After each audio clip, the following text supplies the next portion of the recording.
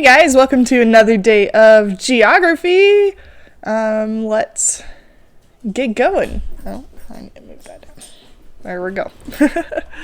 Alright, so today we're talking about Eastern Asia. So, right, we're continuing our unit on Asia. And yeah, today we're going to look at, so last time we looked at the southeast, now we're just going to look at like the east. So we're looking more north today. I'm not going to, watch this in my video because it's weird to watch a video in a video, but this is just like an introductory video that if we were back in like a physical classroom, we would have watched it, but yeah, we're going to skip it today. So we're going to look at some of the physical characteristics of Eastern Asia, which Eastern Asia, the stuff that we're looking at is the stuff that is like in green or surrounded by red. Right, those little red outlines. That's what we're covering today. So we have a bunch of different mountains. So we have the Atlay Mountains that are up here, separating Mongolia from China. The Kunlun Shan Mountains, they cross China over here in western China. They're like right in the middle. We're also going to see, like Mount Fuji, which is the dominant volcano in Japan. It's like right in the middle of Japan, right over here. The Plateau of Tibet is the highest plateau region. That's up by the Himalayas, and the average elevation in this area, right up here on the plateau, is 15,000 feet, which is taller than the tallest mountain in Utah, by the way. We got the Tarim Basin, which is lots of deserts and salt marshes. It's a wasteland. Right, another big one's going to be the Gobi Desert, right up here on the border of Mongolia and China. Right, so we're seeing lots of things. So take a second and look at this and look at, what patterns do we have, right? Where are the mountains? Where are the deserts? Where are the rivers, right? And off of that, think, okay, well, where do you think all the people live, right? Do the people live up in the mountains and the deserts, or do they live more by the coasts and the rivers, right? And we'll see that here in a second. This is it just a little bit bigger so you can see it just a little bit better if you wanted to pause and look at that map. This is a map of some of the different climate zones in Eastern Asia.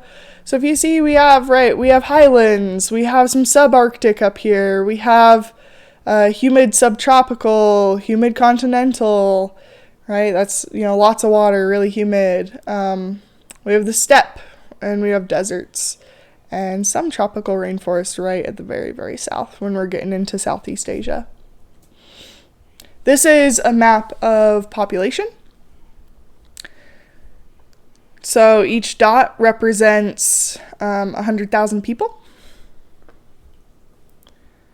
So right, if we look at that versus our climate zones, we can tell that there are a lot more people living in our humid subtropical and our humid continental.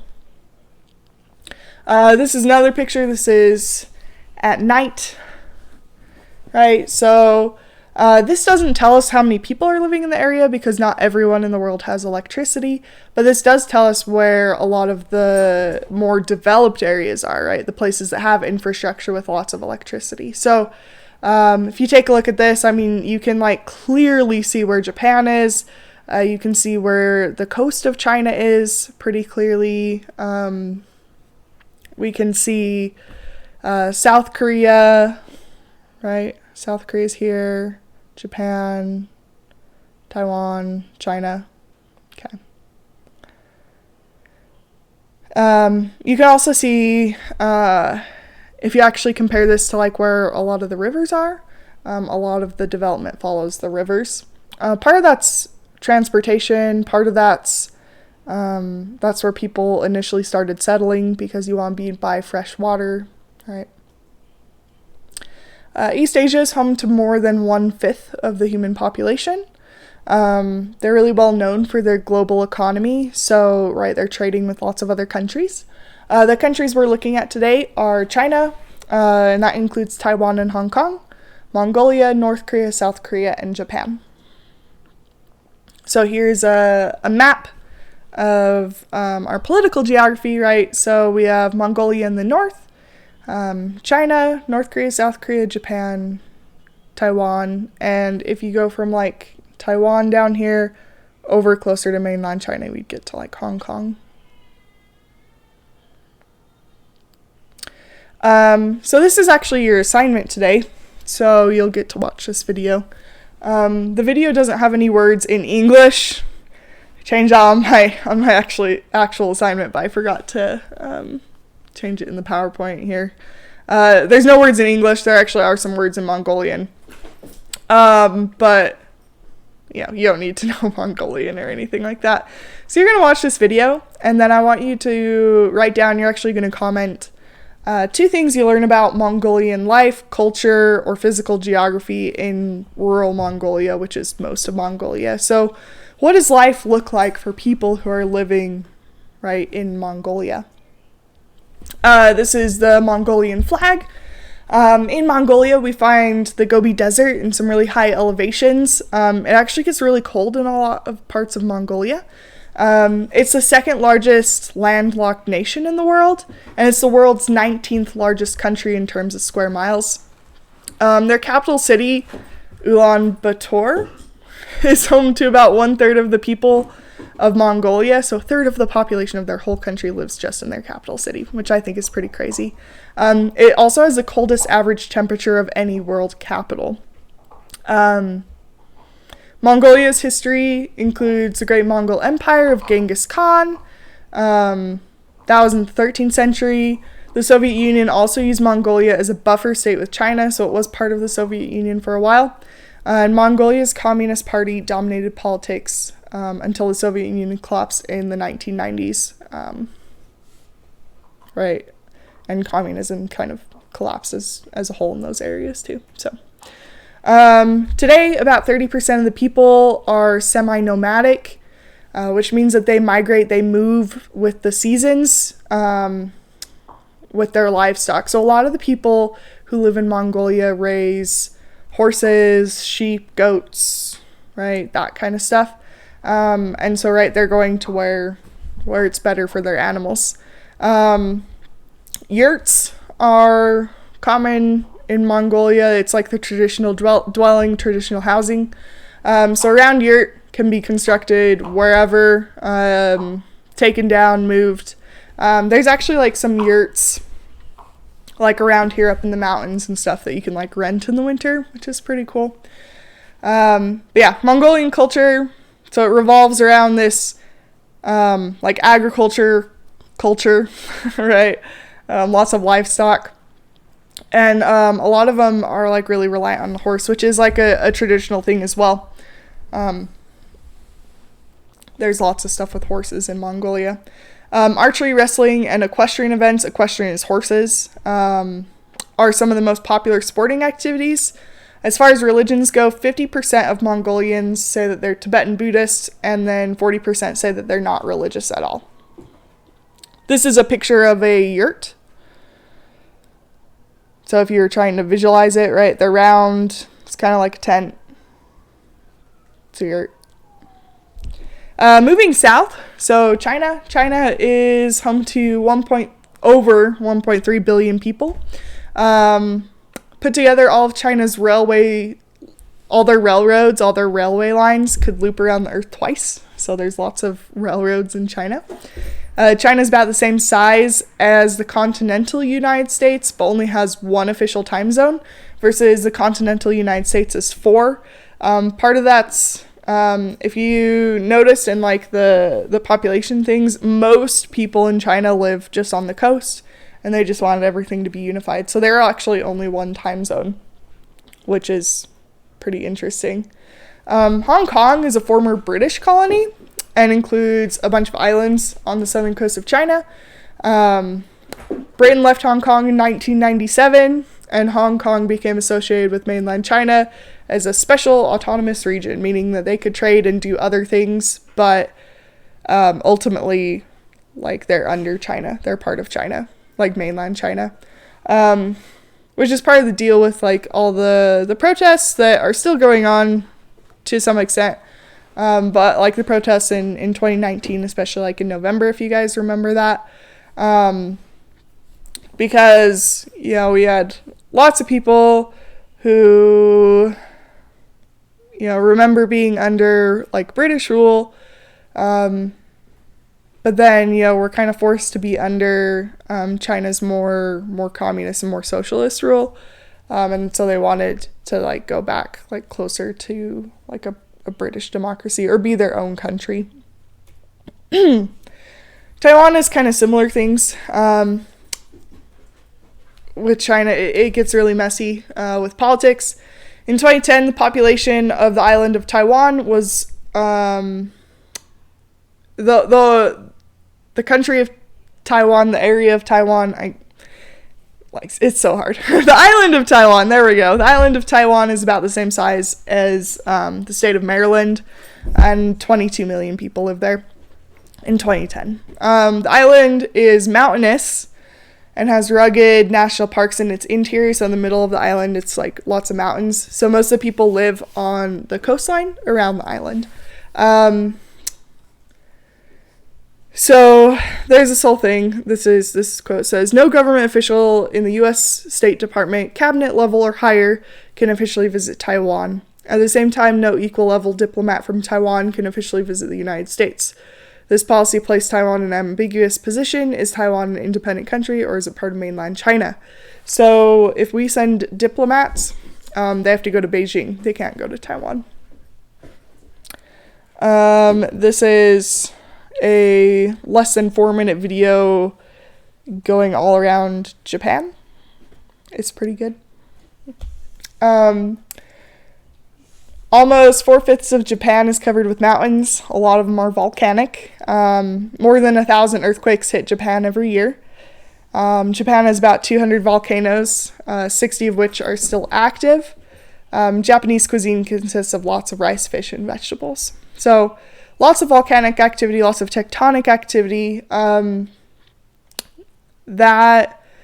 Right, so I mean, they're an island, so when you have earthquakes and volcanoes around Japan, that also means that they do get hit by, like, tsunamis. So some of you might remember in 2011, there was that really big earthquake that hit Japan, and then the tsunami as well. And it was, like, completely devastating. It was crazy. Right, so that's some of, like, the natural disasters that they face. Japan has emerged as what's called the economic dragon of East Asia. It's part of the economic tigers. The economic tigers are quickly emerging economic centers in Asia. So the economic tigers are South Korea, Taiwan, Hong Kong, and Singapore. And Japan, but Japan's, like, the even bigger one, right? Its economy, pretty much, like, since the 1950s to now is just, bam, gone, you know.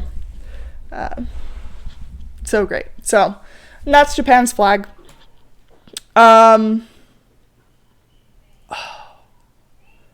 Hey, Morgan?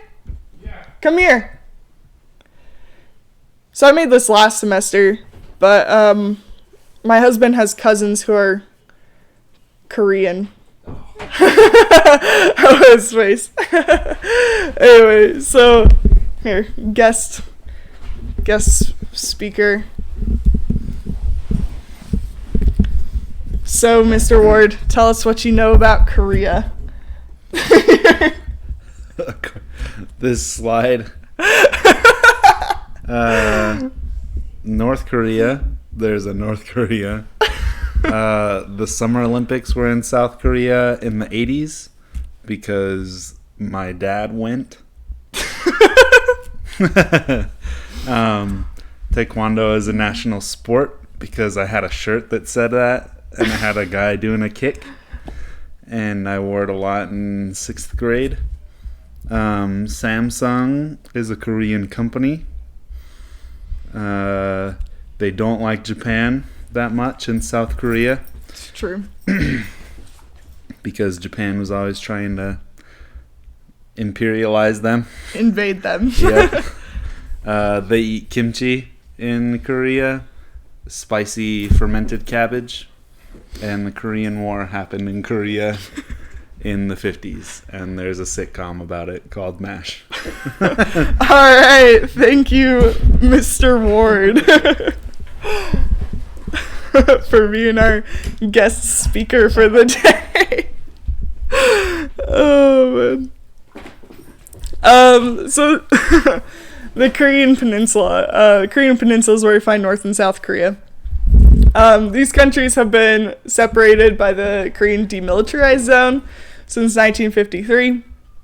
The topography, which is like the landscape of the Korean Peninsula, is really mountainous, with arable or cultivatable land in high demand. Basically, you can't farm a lot of it, which means that they have to have a lot of like their food shipped from other countries. So you can't grow a lot of food because of all the mountains. Approximately 70% of the Korean Peninsula is mountainous. North Korea, the government of North Korea, which is the Democratic People's Republic of Korea, was formed with the leadership of communist dictator Kim Il-sung, which he shaped his country with a mix of Soviet and Chinese authoritarian rule. Right, and now we're to Kim Jong-un, who's in charge of North Korea, right? But still kind of similar, like, authoritarian rule. Authoritarian rule is where, like, the government has a lot of say in, like, what people do with, like, in their lives and stuff. There's, like, a lot more government. South Korea, 1993, South Korea became a fully fledged democracy and had its first democratically elected president. Seoul is the capital and is home to over 9.7 million people. And yeah, there are lots of big companies that you guys have heard of before that are, right, from South Korea. Is that the last thing I had? Oh, cool. But yeah, my husband has his family who are, yeah, living in Korea and all that kind of stuff. So hope you guys enjoyed our little guest speaker thing today. So if I can go out of it. So please make sure that, you know, you're doing the assignments and stuff. We're getting pretty close to the tests, so I'll have a study guide up for you guys next time for sure. So please keep your eye out for that. And I hope you have a great day.